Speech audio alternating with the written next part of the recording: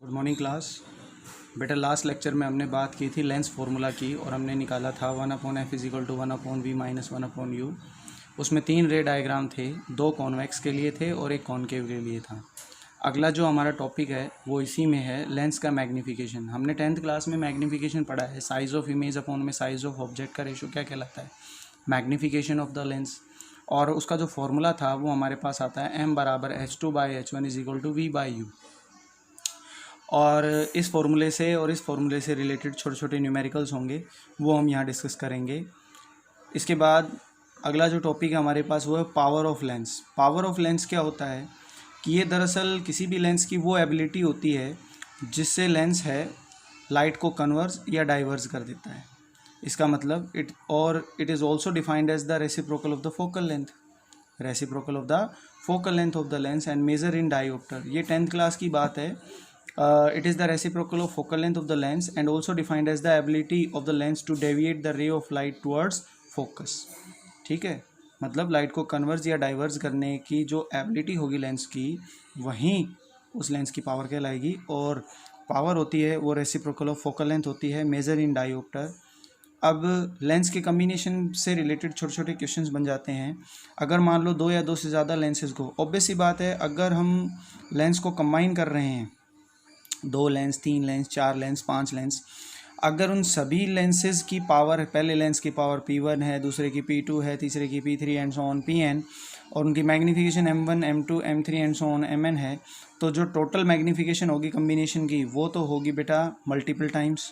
और जो power of combination होगी वो एल्जेब्रिक सम की फॉर्म में होगी। पावर ऑफ कम्बिनेशन क्या होगी, एल्जेब्रिक सम की फॉर्म में, और ये मल्टीपल टाइम्स में होती चली जाएगी। ठीक है, अब जो अगला टॉपिक है वो है हमारे पास कम्बिनेशन ऑफ लेंस। बहुत इंपॉर्टेंट टॉपिक है और एग्ज़ाम्स में कई बार पूछा जाता है, बोर्ड एग्ज़ाम्स में, कि भाई कम्बिनेशन ऑफ लेंस के लिए जो कम्बिनेशन ऑफ कोई भी 2 लेंस है उनको कंबाइन किया जाए तो उनकी रिजल्टेंट फोकल लेंथ कितनी होगी या resultant combination of focal length कितना होगा। तो इस चीज़ को समझने के लिए, कम्बिनेशन ऑफ लेंस को समझने के लिए हमें यहाँ पर 2 लेंस लेने पड़ेंगे। आप देख सकते हैं मैंने 2 लेंस लिए हैं और इन दोनों लेंस की फोकल लेंथ मैंने मान ली बेटा f1 और f2। मैंने एक पॉइंट ऑब्जेक्ट इनके प्रिंसिपल एक्सिस पर रखा और दोनों लेंसेज को मैंने कोएक्सियली कनेक्ट कर दिया। कैसे कनेक्ट कर दिया, कोएक्सियली कनेक्टेड हैं, दोनों की फोकल लेंथ f1 f2 है। एक पॉइंट ऑब्जेक्ट मैंने प्रिंसिपल एक्सिस पर रखा। अब पॉइंट ऑब्जेक्ट अगर प्रिंसिपल एक्सिस पर रखा है तो एक रे ऑफ लाइट मान लो सीधी निकल गई और एक रे ऑफ लाइट है वो ऑब्जेक्ट से चली और पहले लेंस पर आकर गिरी, that will be the incident ray. ये क्या होगी बेटा, इसकी इंसिडेंट रे। अब हमें पता है कि कन्वेक्स लेंस है तो लाइट को कन्वर्स ही करेगा ना, तो लाइट है जो इस पहले लेंस पर गिरी है वो थोड़ी सी कन्वर्स हुई और दूसरे लेंस पर आकर गिरी। और अगर मैं मान लूँ कि लेंस मटेरियल कंटिन्यूस है तो इस पहले लेंस की इमेज कहाँ मिलेगी, I1। मैंने 2 लेंस लिए, दोनों की फोकल लेंथ f1 f2 है। एक पॉइंट ऑब्जेक्ट को मैंने प्रिंसिपल एक्सिस पर रखा और मैंने पहला केस ये रखा, केस फर्स्ट मेरा यही है कि भाई लेंस मटेरियल कंटिन्यूस है। ये बिल्कुल वैसा ही है जैसे मैंने लेंस मेकर फॉर्मूला में पढ़ाया था, लेंस मटेरियल इज़ कंटिन्यूस।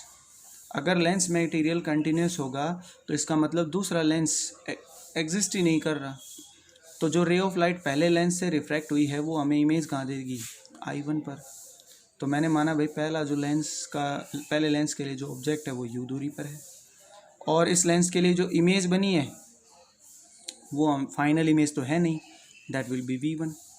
तो क्योंकि लेंस से रिफ्लेक्टेड हुआ है तो हम फॉर्मूला लगाएंगे lens formula, that is 1/f 1/v - 1/u।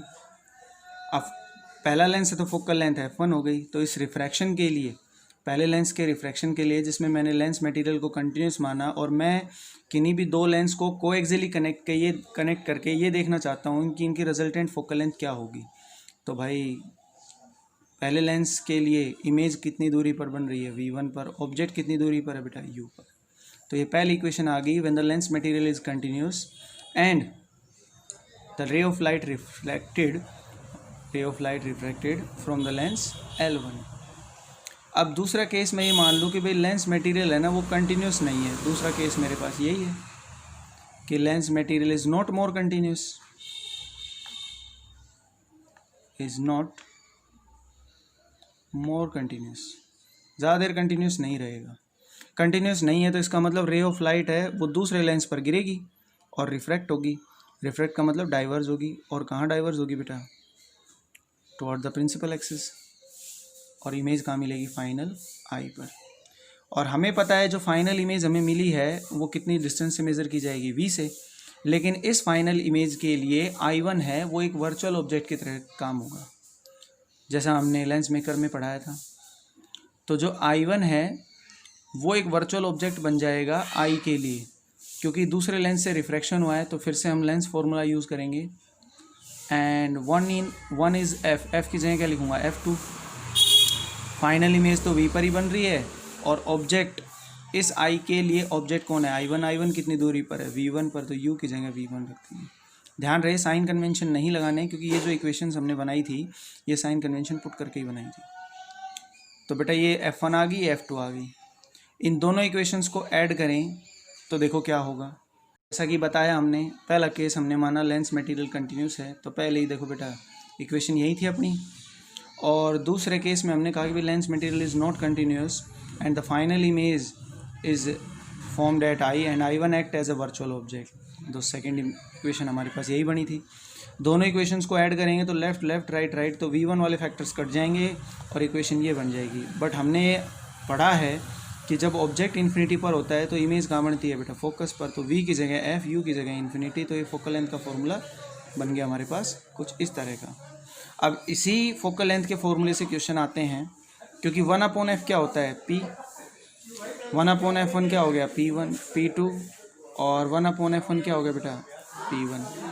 तो ये हो गया P1 + P2 = P। ये तो थे बेटा हमारे पास पूरे लेंसेज के कम्बिनेशन।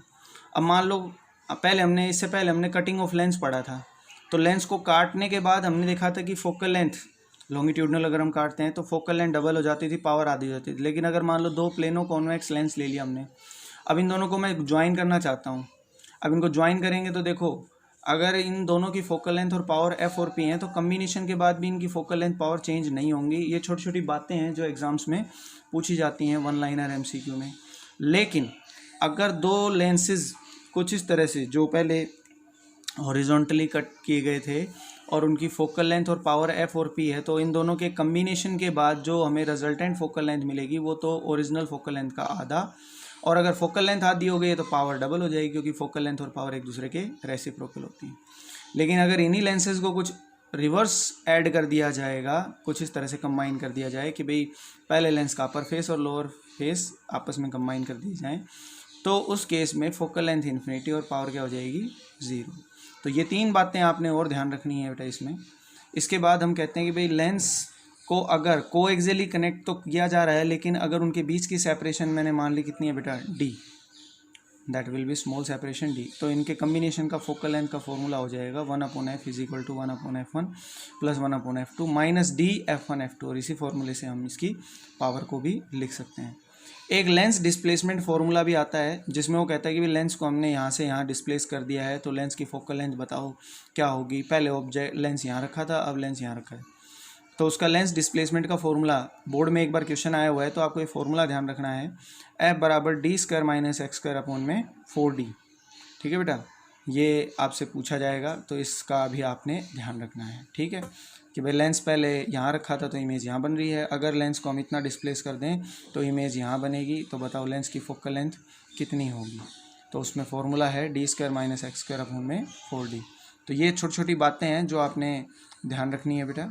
ठीक है, इसके अलावा हमारे पास एक और है कि भाई लेंस, अगर हमारे पास ये दो लेंसेज हैं, जैसे लेंस की ये पोजीशन इसने बता रखी है यहाँ पर कि लेंस पहले D पर था और बाद में इसको डिस्प्लेस कर दिया X पर, तो उसकी फोकल लेंथ का फॉर्मूला एक तो हमने अभी बताया कि D² - x² / 4D होता है। एक और फॉर्मूला हो गया x/ मैग्नीफिकेशन की फॉर्म में m1 - m2। तो m1 तो क्या होगा? I1/O, m2 क्या होगा? I2/O। और हमने अभी पढ़ा कि अगर लेंस कंबाइन कर दिए जाते हैं तो मैग्नीफिकेशन मल्टीपल टाइम बढ़ जाते हैं, तो दोनों को कंबाइन करेंगे तो O² किसके बराबर होगा? I1/I2 के।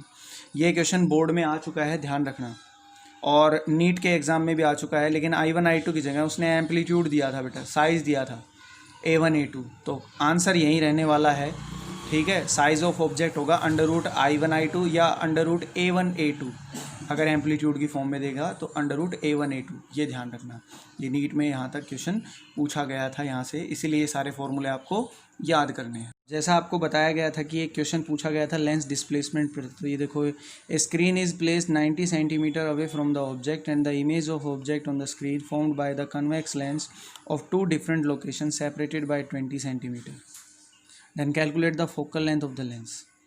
तो इसमें जो बड़ा डिस्टेंस है बेटा वो तो हो गया d, और जो छोटा डिस्टेंस है वो कितना हो गया x, ठीक है। तो फोकल लेंथ का फॉर्मूला क्या हो गया, d² - x² अपॉन में 4d। तो इसका आंसर आ जाएगा 21.4।